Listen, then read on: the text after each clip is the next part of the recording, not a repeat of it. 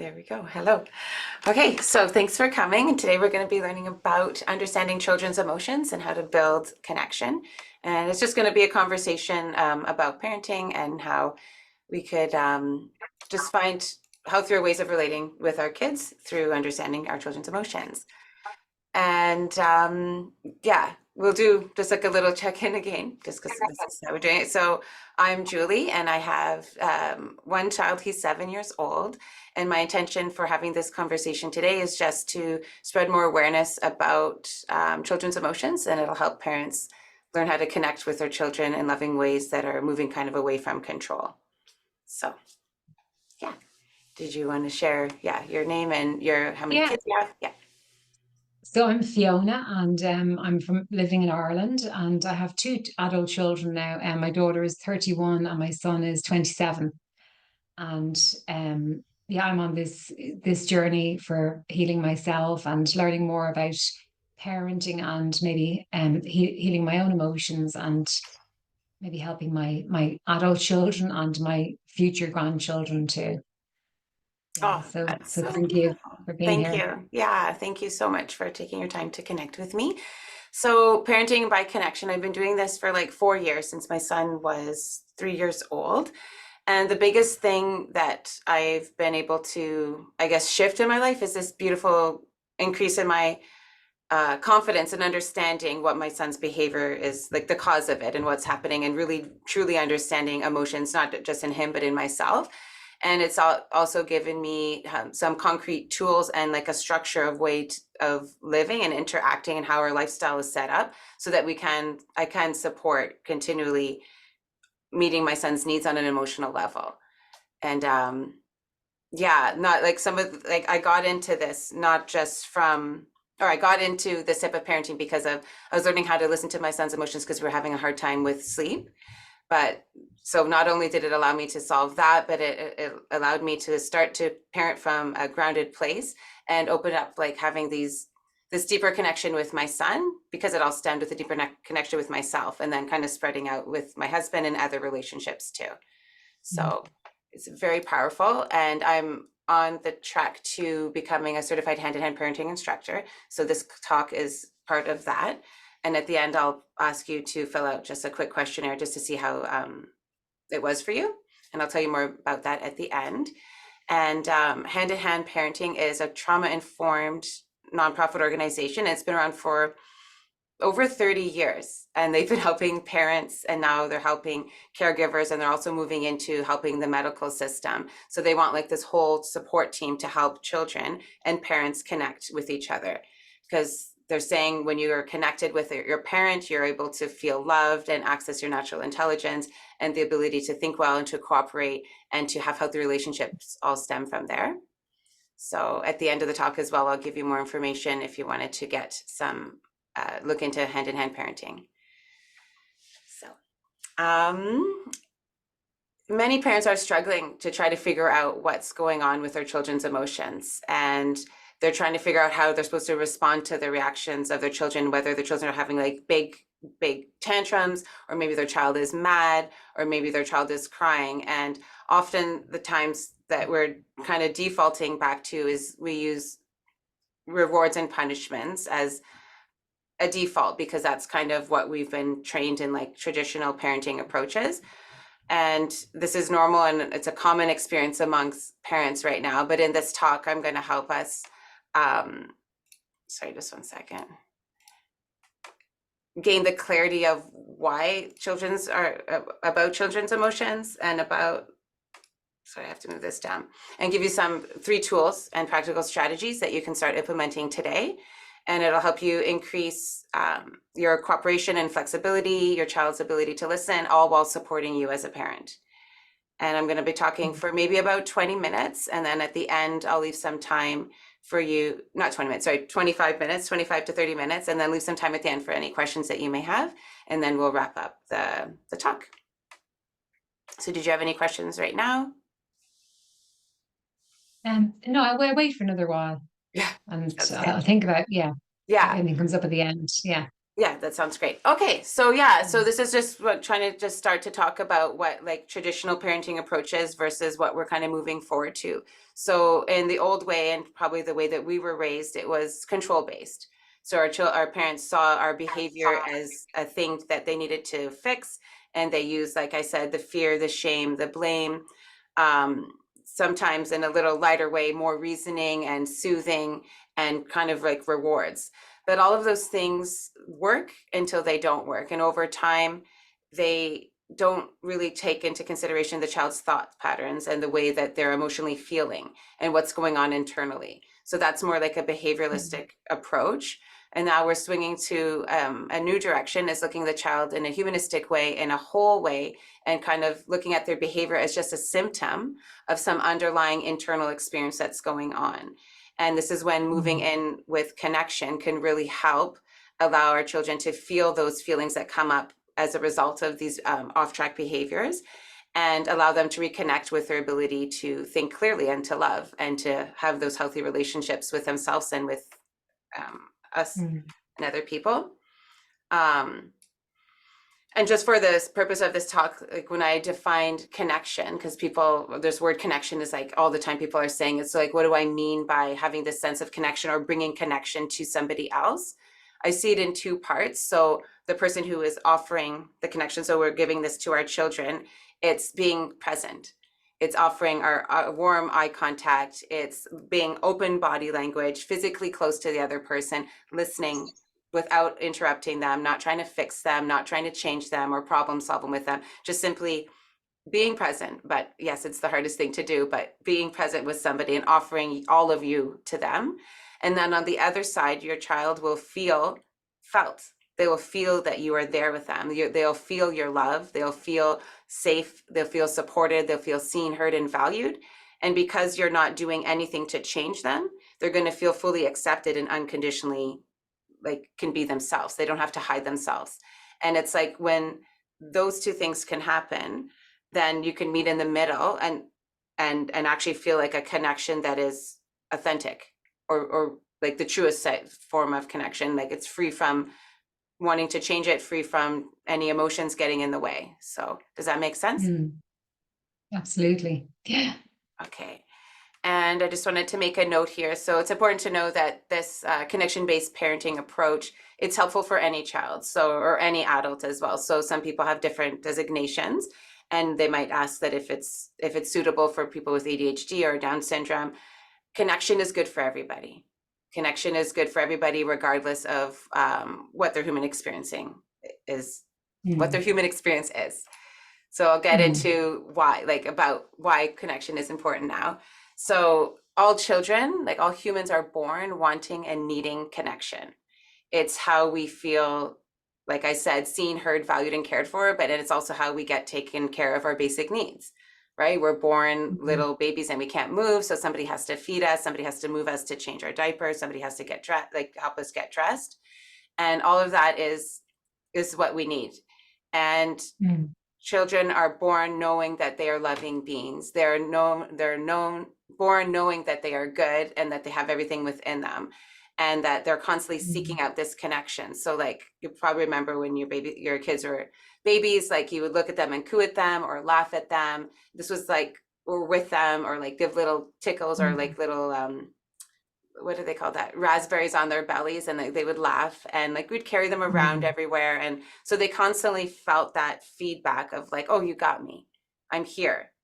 But then what happens sometimes is we have to do something else, right? And then there's like this disconnection. Maybe we have to go and pick up the phone, or we have to put the baby down because we have to go to the bathroom, or we need to make dinner, Mm. or we need to go to work.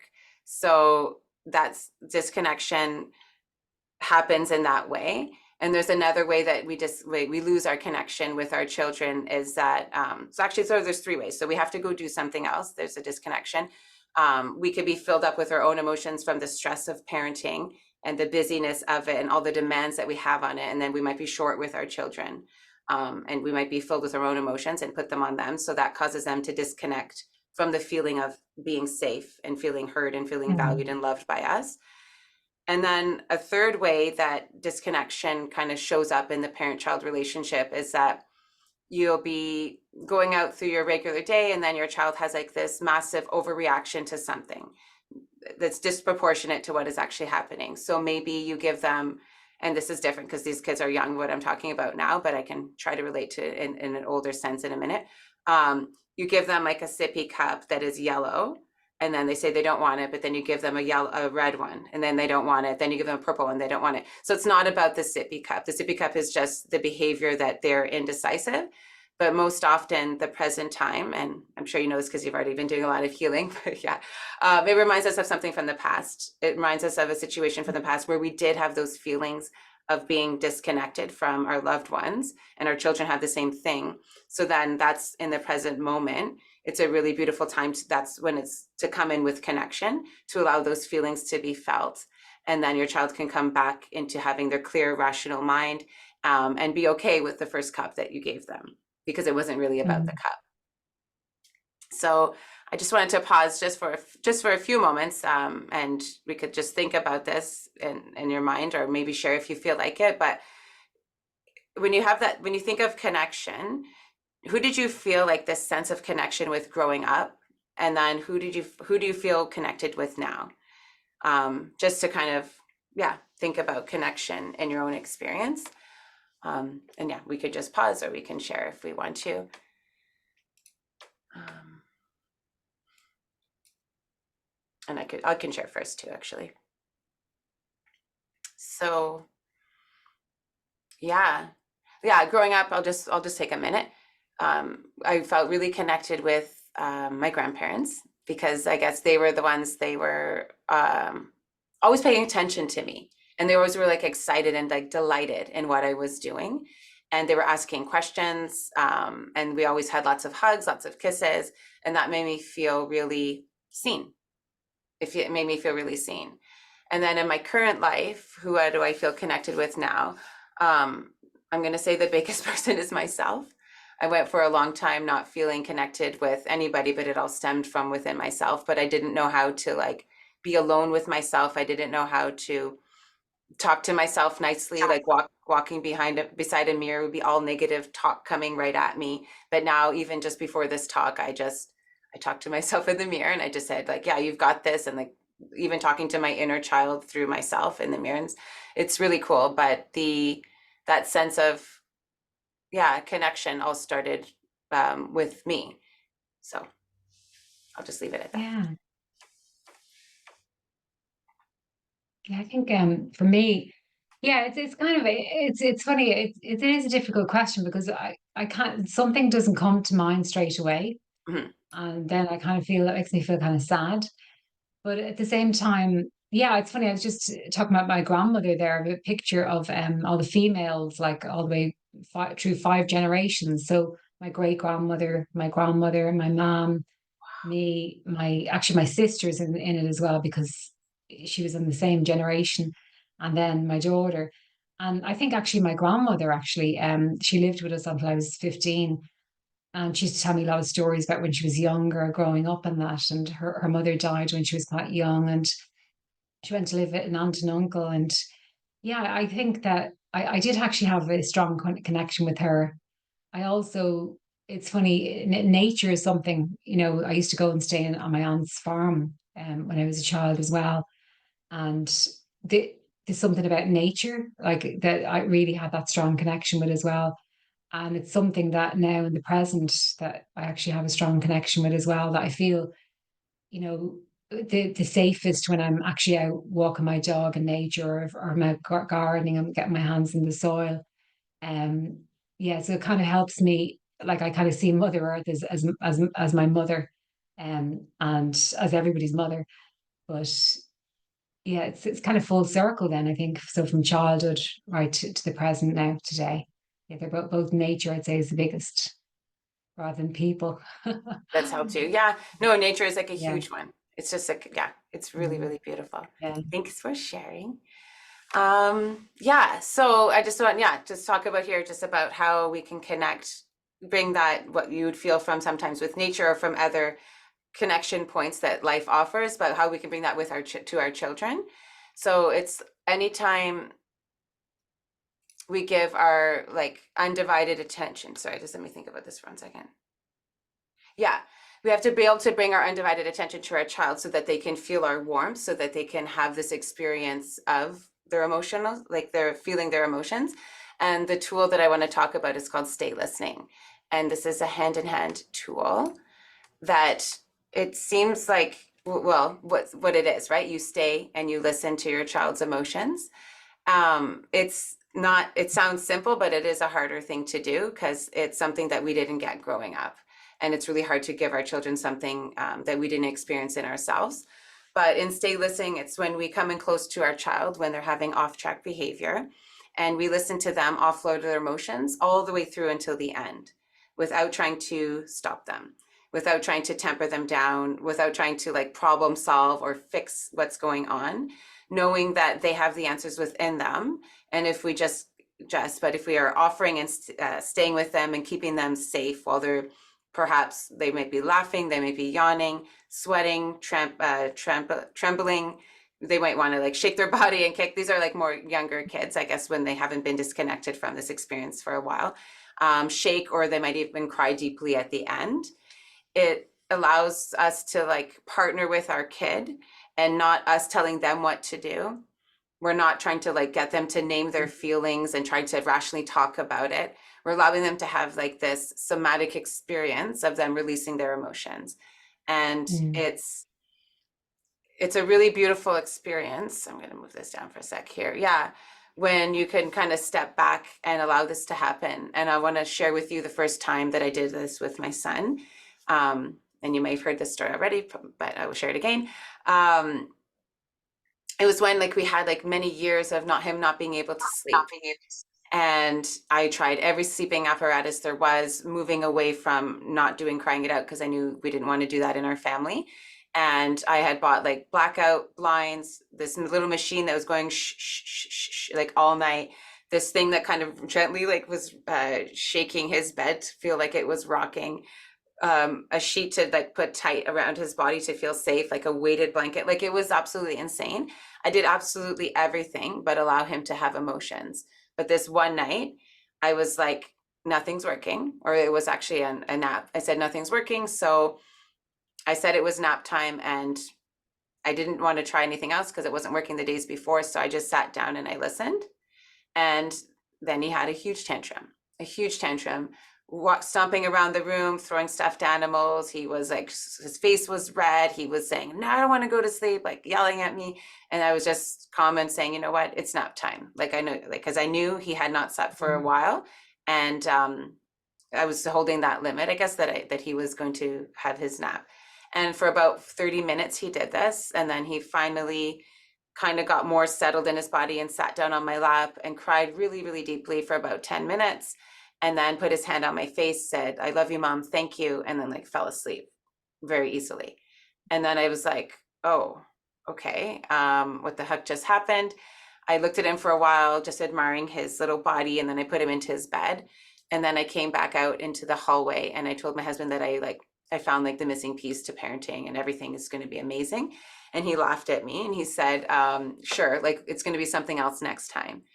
But meanwhile, my son had slept 3 hours and then he woke up this like bright, happy kid and he ran down the hallway and he started to like play with his toys and he was playing imaginary and like just being so happy and delightful. And it was something that, yeah, really shifted my experience in parenting because that night as well, I was able to cook without him interrupting me. He was able to eat the meal that I gave him and then he went to bed no problem with ease. And then for the next few weeks, my parenting journey got a lot easier. And I was able to, yeah, start to really understand the power of staying with your children and listening without trying to stop this healing process from happening. It changed the whole way he was Mm. experiencing yeah, the whole way I was experiencing it. Amazing. So there's different ways, different benefits for stay listening with your child. It builds resilience. So a lot of people might think that our children or don't understand how children build the ability to like self-regulate over time when they're adults. it's the continuously listening to your children when they're younger builds them the awareness so that they can have choice in the present moment to take their emotions to healthy outlets. So it really helps Mm, build awareness, resilience through awareness. You can help your child bounce back from any hard experience, whether they're 1 years old or they're 34, by simply listening and not stopping their emotions from coming out from their bodies and being that warm presence. It allows them to heal from that. And it allows them, most importantly, over and over again, to remove the layers of stress and negative belief patterns and connects them back with their selves. And then once they mm, feel connected with themselves, they're going to feel connected with you, and it's back and forth, and they can connect with everything else in life. And mm, it's very, very powerful. So, and yeah, I want to just pause here for a moment. And this could be hard, but we could just think about it for a moment and then maybe put it on the back burner for something later to explore. But because this is a new way of parenting, many of us weren't listened to when we were younger. And I just wanted to pause to think about for a moment, did we have anybody listening to our emotions when we were younger? And also, do we have anybody now? And maybe what are some of like the beliefs that are that come up about emotions and allowing that space to happen for that. So just mm. pause for a moment here, and then I'll share a second. Um, hmm.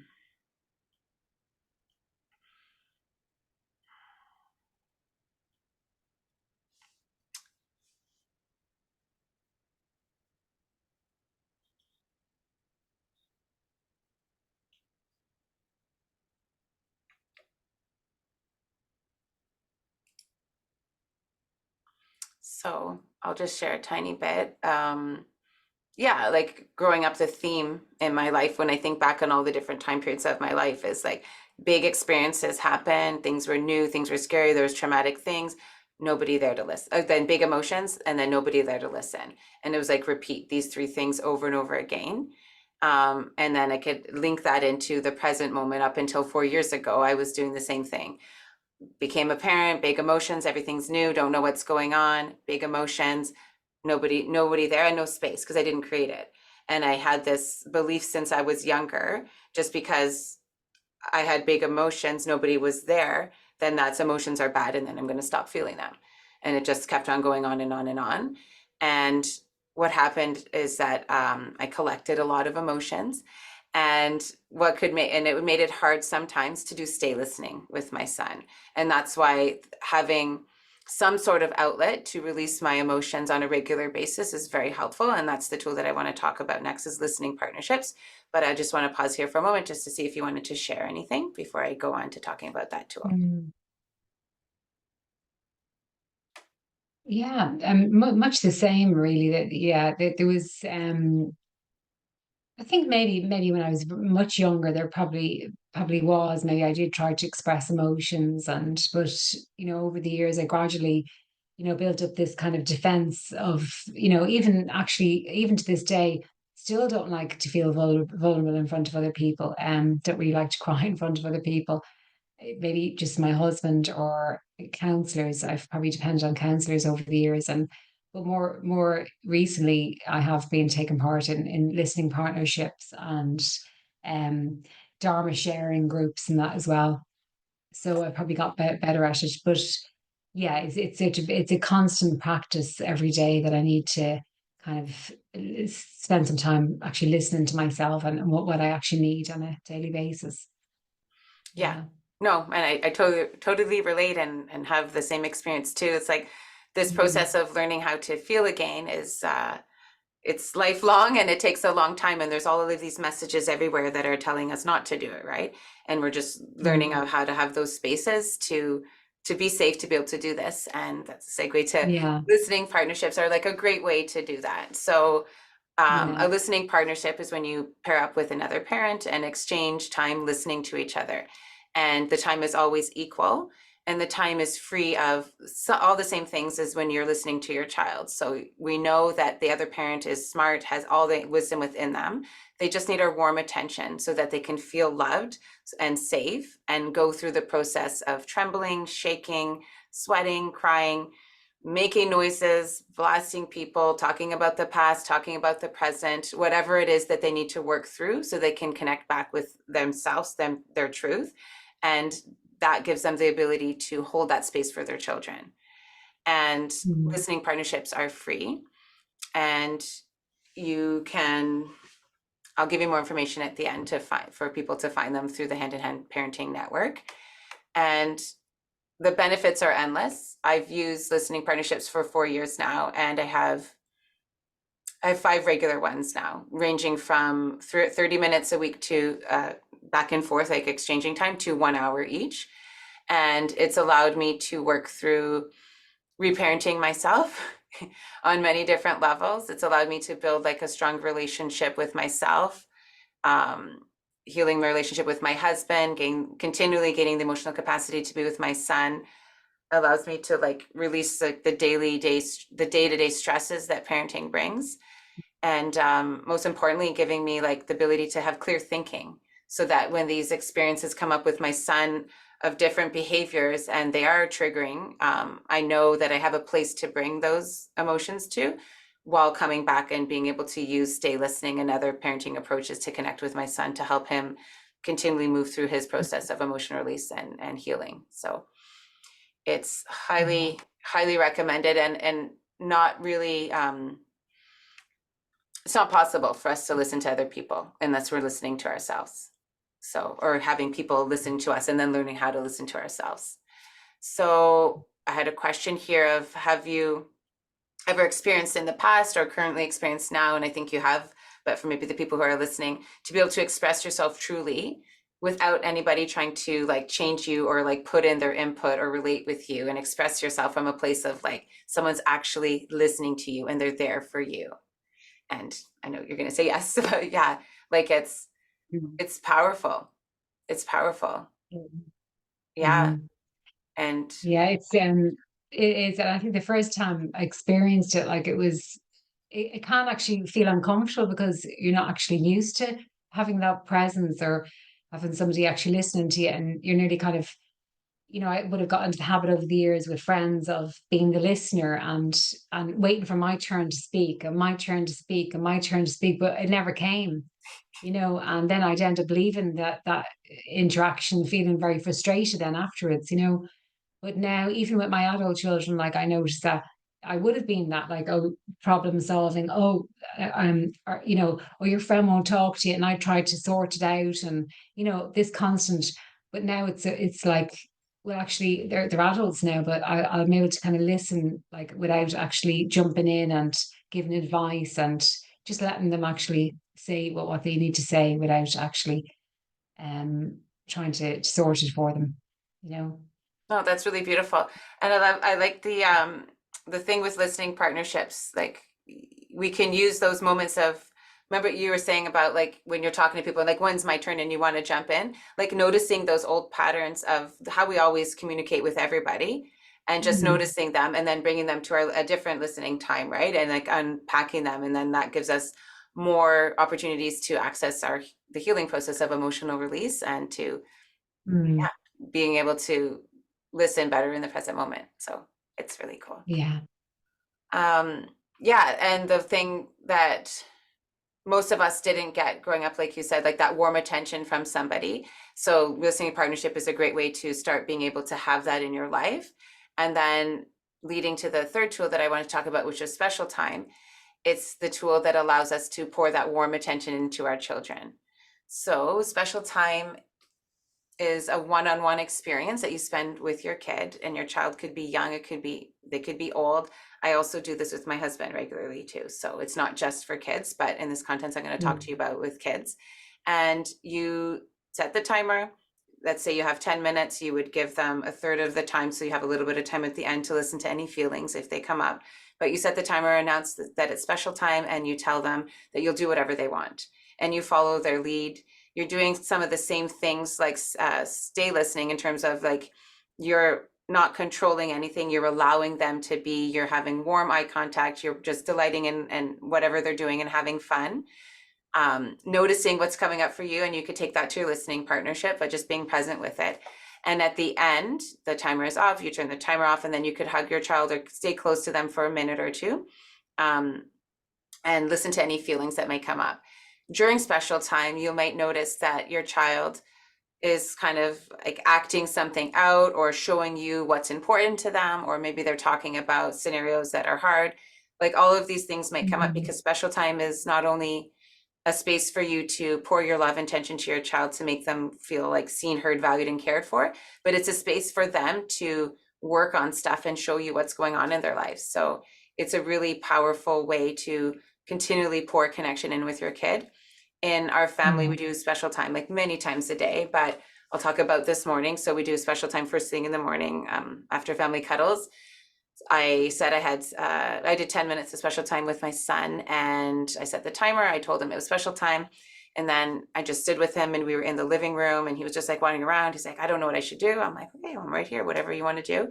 And then he picked up a book. We're reading the series Geronimo Stilton. It's about this rat. And anyways, these cheesy things that all about cheese and all these different things that they do. So he wanted me to read it to him. And so we were sitting on the couch reading, and he was like, he snuggled up in my arm, and he was just like putting his head here, and he was telling me which page to read. And we weren't reading it in order. It was just whichever one. It was like a little comic book. And we did that, and we did that for pretty much the whole time.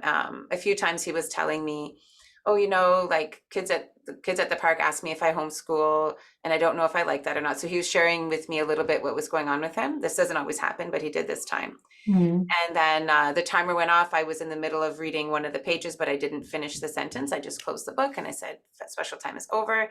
And then I hugged him for Mm. a bit. And then went off and played. And then I made breakfast. And that special time Mm. allowed us to just to feel more connected and give me space to go and do what I need to do. And then he came and had breakfast. My husband came. We all talked and Mm. laughed. And then I could easily go upstairs to come and do this call without having my son being like, mommy, mommy, I need you. Like the separation was easier. So Yeah. special time could be used for so many things, like in the morning, when you're reconnecting with a child, younger or older, when someone is going out for the night and the other person is staying home, maybe perhaps right after school, maybe before doing homework. Anytime when you think there's going to be a difficult moment, giving us, I call them a connection boost, but a special time, um, just allows your child to really feel like, hey, I got you, I see you, I'm here for you. And then gives them the ability to connect back with knowing that they're loved and safe, and all the Mm. cooperation, good listening, and all of that comes stemming from that. So it's a Mm. really cool thing. And does that make sense too? Do you have any? Yeah, Absolutely, yeah, yeah, yeah, yeah. I mean, yeah, it's very not something I could do now with my adult children, but yeah, yeah, I mean, I think for me, it's just after being on that retreat, and it's just that presence, like just being that, no, not making any demands of the child, that you're there, you're there, and they can take the lead in what they want, and there's no expectations, and it just sounds really, really like powerful and really something actually that I think I will actually try to do myself more often. yeah, You know. yeah. And I forget too that I need it too. And I feel like the best way to understand like what this tool can give to your kid is you do it, like exchange it with another adult. Even if it's online, Mm. you guys can do 5 minutes each. And I've done that many times too. I've done a special time Mm. where I took out my Lego blocks. Like they're actually were mine from when I was a kid, and my listening partnership. So you can do this in listening time. You can do special time in a listening partnership. And I took out my Lego Mm. blocks and I was building, and then she was just saying how amazing I was and how cool it was and how fun it was to be together. And I was just, yeah, having that ability to be seen like that. It's so powerful.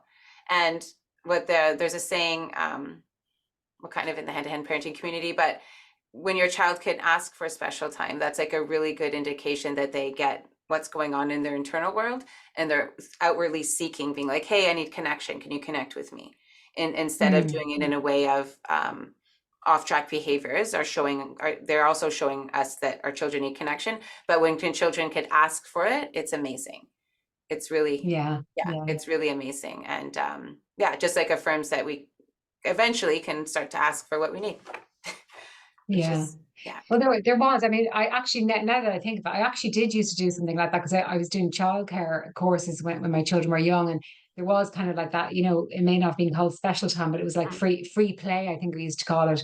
And there was I would sit and actually just let them choose and let them lead in what they wanted to do.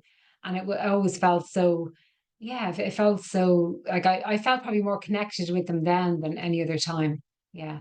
So I can Oh, see I'd actually forgotten about it, and you've reminded me of it now. Yeah, yeah, which yeah, is it's beautiful. feels nice. No, Yeah. and that's the beauty of just having conversations like this, because we forget, because these Mm, things are, yeah, there's so many parts to them, and it's good to remember. So that's beautiful. So that's coming to kind of the end of those. So those are the three tools that I wanted to talk about, and just a little bit of a reminder of what connection does. So like connection, so children and adults both need connection because it makes us feel safe, seen, heard, valued, and cared for. Life always happens. This is something that we can't stop. It's the human mm, condition, and we get emotions and we get disconnected from each other. And we have emotions about this. There's feelings that we carry because of this disconnection that constantly is happening. But having the warm connection when we can have presence with ourselves and our kids, it can help us change all of that and build safety and have this opportunity to offload those feelings that come with the sense of disconnection. mm, And then we start to live with our children feeling safe and coming back to feeling loved, heard, seen, cared for, access to their ability to think well, to have an mm, ease and flow between you and your child, and like to truly enjoy parenting from like a grounded place. And mm. I've introduced, and we went over like the stay listening tool, the listening time, and the special time. And these are three really good tools to really pour connection into your parenting experience, into your children and into yourself. So Yeah. yeah. And the key takeaway I wanted to have you guys leave with is that healthy parenting approaches are moving away from the old way of thinking of when children don't cooperate. It's like we used to think, and our parents used to think that's their job to like change the child's behavior so they would listen and to kind of be controlled, as I mentioned. But now we're Mm, shifting towards a new way of thinking is when children don't cooperate and behavior is difficult, they need connection. That's yeah. simple. Yeah, they need connection, and that's our job is to connect with them when we can, and when we can't, not to feel bad about it.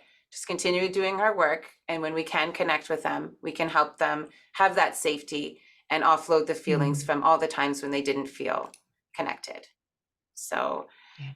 yeah, our children are always good, and it's like so we all humans are always good, and we're always trying to do our best. And sometimes we get triggered and difficult things happen, but we can always repair things by connecting and relate to our children in ways that are moving away from those old ways of relating and move into more healthier connection with our kids.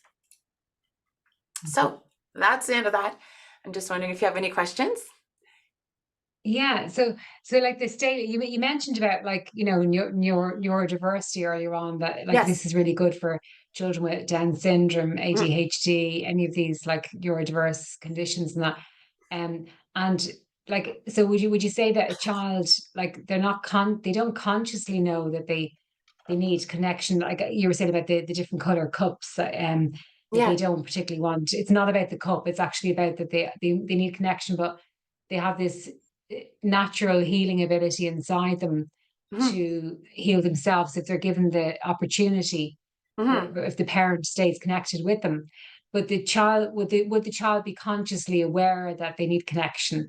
Is it kind of, the way sometimes a child, like I've had memories of my children when they actually don't know what they want, as you say, they don't know what color cup they want because it's not about the cup, it's about them actually needing connection. They're not Yeah. necessarily aware of that. No, and they can't. The awareness of our experience comes with emotional release. So like the more you stay listen to your kid or feel your own emotions, Yeah, the more of an understanding you have about the past and yourself, right? Because every time you feel yeah, your emotions, you're learning something about yourself. You're releasing an emotion, in exchange, you learn something about yourself, and you have more awareness of your mm, experience. So yeah, it all depends on how big this emotion that is coming up sometimes, and you can probably relate to it as yourself as an adult, but your awareness can get swooped out from big emotions. You can have a trigger that like you're really triggered and you're saying things to people that you don't mean, but then boom, your awareness comes back in and then you could reflect Mm. back, right, on what happened. And like I think in children it's the same thing. So like over time, if they're listened to for long enough, their awareness will be like ours, or an adult who has more healthier emotional regulation. They'll be able to, oh my God, and see, oh gosh, I'm being indecisive right now. That's because I have emotions. I'm going to go do something to connect, right? Yeah. Yeah. Mm. So, and it's So like, go you're ahead. teaching them emotional intelligence. You're actually teaching Yes. your children how to be emotionally intelligent, Yes. really. You are. Yeah. Yes, that's what it Yeah. is. Like and yeah, different parenting approaches or views like think that awareness has to come first, but it comes back to this co-regulation. Like not even 100 times, like thousands of times being co-regulated together, meaning someone listening and having the warm presence while the child is moving through releasing all those emotions. That's what Mm. gives them the awareness and the confidence to understand what's going on in their own system so that they can Yeah. self-regulate. But that really happens as they become teenagers and adults. And even us as adults, we still have people co-regulating with us because our awareness is always changing, right? Mm. Yeah. And Mm. that's, Absolutely. yeah, Yeah, and I mean, and like so in 10, 20 years' time, when you have people actually using all these tools, you're going to have adults that are so much more connected with themselves and able to connect with their children. So it's like going to evolve into something beautiful, like, huge, you know. huge. Like that's how we Mm. have healthy, and that's why we'll have healthy relationships. And like the regular listening to our own emotions and our children's emotions gives our the resilience and the ability to be like, oh, I'm feeling something right now, but then you can turn and go and do something healthy and you can pause. And it's like, I'm Mm. going to come back to the human condition, but like the emotions are not going to stop because we can't stop life from happening and this Mm. experience of our human condition. And it's like, what can we do to help it is to allow those emotions to flow through us. Don't get attached to Mm. them and don't allow them to take us for a ride of figuring out which cup we need, or whatever else Mm. is bothering us like that, and allow that connection and a release to happen. Then everyone's going to be Yeah. more aware and resilient and kind, and yeah, a healthy Mm. village. So it's really cool. Beautiful. Yeah. Okay. Did Mm. you have any other questions? Yeah, I mean, no, no, I don't Good. think I have. I think you've Okay. explained it really, really well. Yeah. Okay. Yeah. Okay. Thank you, Julie. Yeah, you're welcome. And I just wanted to share a few resources. So I might put them in the link chat, but I don't know if it was no, I'll send up a follow-up email. I was gonna say if I send them in the chat, if someone's watching it after, I don't know if they would see it. But there is Okay. yeah, the Hand in Hand website. So if you want to learn more about these tools, it's www.handinhandparenting.org. So Mm. there's like, oh my gosh, because they've been doing this for over 40 years, like stockpiling all of this information. So there's free articles, there's free podcasts, there's like so many videos. And there's always you can try the parent club for that's not free, but it is an annual membership or a month membership, but you can try it for two weeks. And in that, Mm. you can find a listening partnership in there. There's a little place that you can ask for a listening partnership. And if you find it beneficial, you could obviously stay. And the other thing I wanted to mention is that I have to do part of my certification. I have to offer a 6 week study course. So I'm going to be offering that, just kind of gathering some people. I know you said you're interested, so you'll be one of them. But if anyone who's listening, Mm. if you're interested, you could give me an email at connect at handinhandparentingwithjulie.com.